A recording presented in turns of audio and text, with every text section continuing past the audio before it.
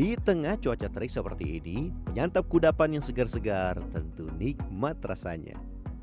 Dan rumput laut menjadi salah satu bahan yang banyak diolah menjadi beragam sajian segar. Produksi rumput laut di Indonesia tersebar merata hampir di seluruh pesisir pantai di tanah air, termasuk di kawasan ibu kota DKI Jakarta, di Kepulauan Seribu.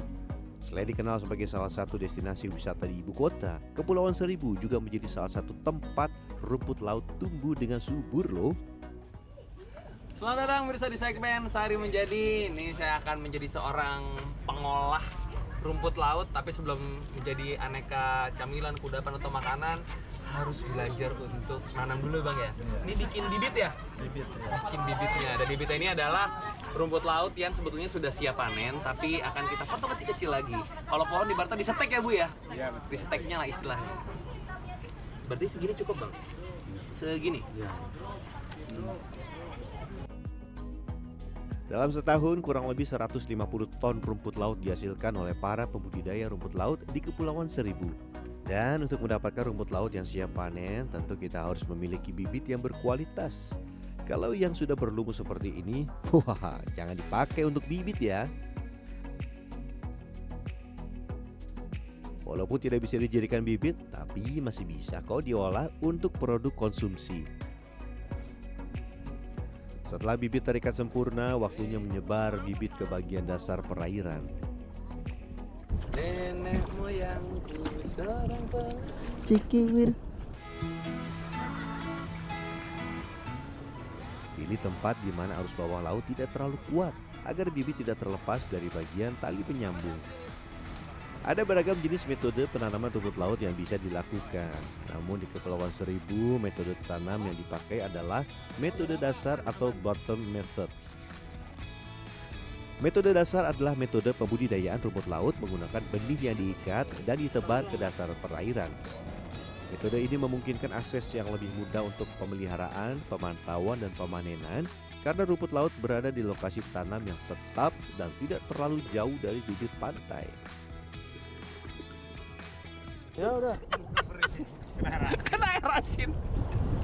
Tahu makannya doang bikinnya susah.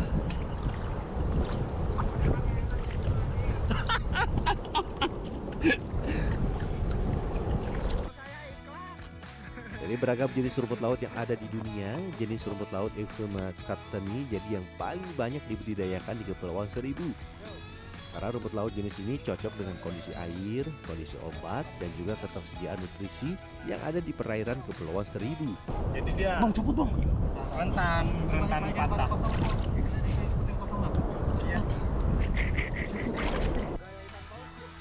Pemeliharaan ini juga bertujuan memantau apakah rumput laut terserang oleh hama yang dapat merusak tumbuh kembang rumput laut. Mudah ya. Cuman kalau hamanya tuh musuh utamanya apa sih rumput laut ini? Ikan. Musuh utamanya itu ikan. Kenapa tuh bang? Karena dia dibilang makanan dia, ya mungkin makanan dia karena rumput laut itu jenisnya yang disukain sama ikan, terutama ikan baronang. Setelah ditanam selama minimal 45 hari, rumput laut dapat dipanen. Tapi harus berhati-hati ya, sebab di Kepulauan Seribu ada beberapa ikan yang bisa membahayakan pembudidaya rumput laut.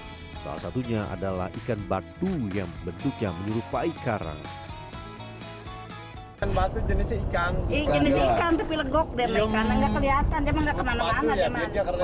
Ibu pernah kena bu? Iya di tangan, lagi mungut agar nyocok di tangan, sampai bengkak tangan saya dulu. Ini kan yang normal segini besarnya bu, berarti Iya. lebih lagi dari. Iya bengkak sampai minggu lebih.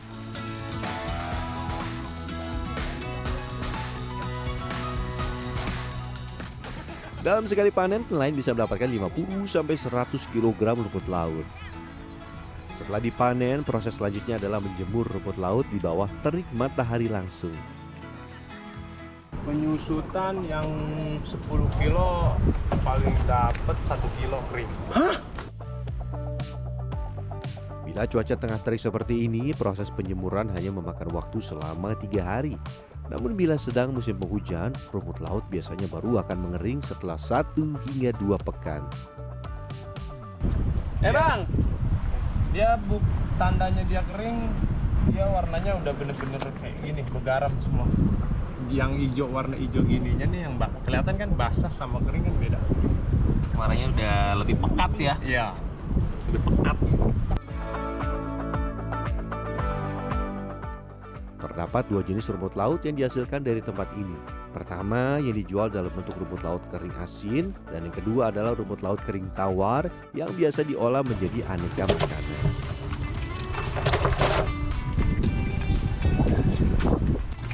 Ini masuk ke dalam proses memutihkan si rumput laut yang tadi kita kumpulkan sebagian. Karena harga jualnya yang berbeda ya Bang ya? Iya. Kalau rumput laut yang hijau atau yang asin itu paling mahal 15.000 per kilo yang kering. Iya. Kalau yang putih? Kalau yang tawar putih gini direndam dia 50.000 per 1 kilo. 1 kilo ya, jauh banget ya. Sama satu alasannya adalah ya sumber airnya di sini. Air yang tawar ini juga butuh effort warga. Dan seperti ini perbandingan rumput laut kering dan tawar kering yang siap dijual. Oh, harusnya. Ini baunya tetap ada khas laut tapi nggak banyak kayak. Para pembudidaya rumput laut juga tidak jarang mengeluhkan harga rumput laut yang naik turun mengikuti permintaan pasar. Tantangan yang paling berat di sini harganya yang tidak stabil. Untuk harga rumput laut basah, rumput laut kering juga terlalu murah. Banyak pasca panen yang harus kita coba latih, misalkan dari sini tangkwe, dodol, manisat. Ini makanan pokoknya ya, yang jadi. Tapi bisa masker, bisa puding, bisa kopior, banyak sebenarnya. Ya, salah satu cara untuk menaikkan harga rumput laut di pasaran adalah dengan mengolahnya menjadi beragam kudapan. Dan yang tersohor di Kepulauan Seribu adalah tangkwe. Ada yang pernah mencicipinya? Begini nih cara buatnya. Tangkwe adalah manisan yang biasanya dibuat dari labu putih yang telah dikeringkan. Di Kepulauan Seribu, tangkwe dibuat dari komoditi yang tumbuh subur di tempat ini. Apalagi kalau bukan rumput laut. Dimasak kan, tapi kenapa harus dihalusin begini Bu deh? Ya biar halus sekali sih. Biar halus, jadi di kodek-kodek ntar bisa cepet. Diodek-odek itu diaduk maksudnya ya? Oh, mempercepat. Setelah dihaluskan, rumput laut kemudian dimasak dengan api sedang. Perbandingannya berapa sih Bu deh? Misalkan saya pakai 1 kg rumput laut, gulanya? Gulanya itu harus 8 kilo kalau buat rumput laut ini. Hah? 1:8? Iya, kalau Berarti 1 kg rumput laut yang basah ditambah 8 kilo. Iya. Ini aja sekilo nih. Wow. Paling seperempat itu sekilo. Berarti kalau mau nyemilin si tangkwenya ini harus juga pakai aturan, jangan sampai kebanyakan gula. Aduk terus hingga gula tercampur rata. Jangan lupa berikan pewarna makanan secukupnya untuk mempercantik tampilan. Setelah 1 jam, rumput laut yang telah mengental akan dicetak ke dalam wadah.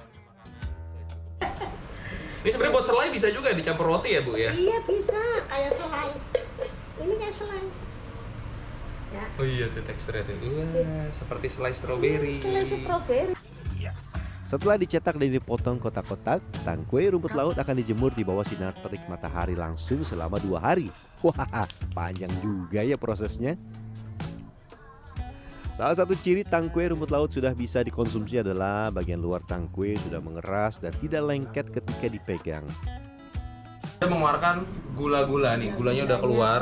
Tapi kalau kita potek, dalamnya masih bertekstur basah. Ini yang tangkwe, kita cobain ya. Oh, jauh lebih enak. Luarnya kayak ada crispy-crispy-nya, ada keras-keras dari gula. Tapi bagian dalamnya itu lembut. Dan teksturnya itu tidak terlalu berpasir seperti yang kalau masih basah. Ini dicuci pakai air tawar. Kalau membuat tangkwe cukup memakan waktu, ada nih kudapan rumput laut yang tergolong mudah untuk dibuat. Ini dia manisan rumput laut. Rumput laut kering yang sudah direndam dengan air cucian beras kemudian dicuci bersih dan diberikan gula pasir dengan takaran 1:3. Berarti ini juga harus Didiamkan sehari semalam. Ya, terus ditiriskan, dah baru dikasih. Udah, ini udah dikasih pewarna ya. Oke. Ya, kasih gula.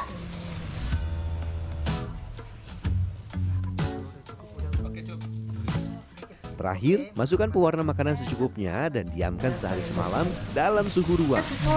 Berarti semalaman harus diutak-utak. Iya, utak. Enggak, semalaman diutak, didiemin, semalaman didiemin. Utak-utak enggak kuat. Lemes Mas kameramen Anda ngerjain saya. Tahu gini Makanya kita masih kuat lu. Tahu gini kita beli aja. Bikinnya sulit. Dan manisa rumput laut dapat dikemas dalam kemasan kecil untuk dijual kepada para wisatawan yang datang ke Kepulauan Seribu. Jauh. Kalau yang dulu itu tuh dia kayak lebih keluar rasanya. Manisnya lebih dapat. Dan karena rumput lautnya juga tadi dipilihnya yang terbaik, secara bentuk tuh dia masih terlihat bagus banget. Bening kayak tembus pandang itu.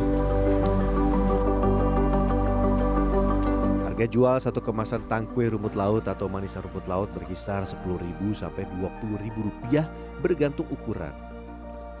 Untuk menjadi seorang pembudidaya rumput laut, kesabaran dan ketelatenan menjadi kewajiban sebab butuh waktu yang relatif panjang untuk membudidayakan rumput laut hingga mengolahnya menjadi produk siap konsumsi. Kalau yang tengah berlibur ke Kepulauan Seribu, bisa loh mencicipi aneka kudapan yang dibuat dari rumput laut, atau ada yang tertarik untuk mencoba membudidayakannya, hati-hati ada ikan batu ya. Rian Fernando, Dewi Agung Yuljarto, Kepulauan Seribu, Jakarta.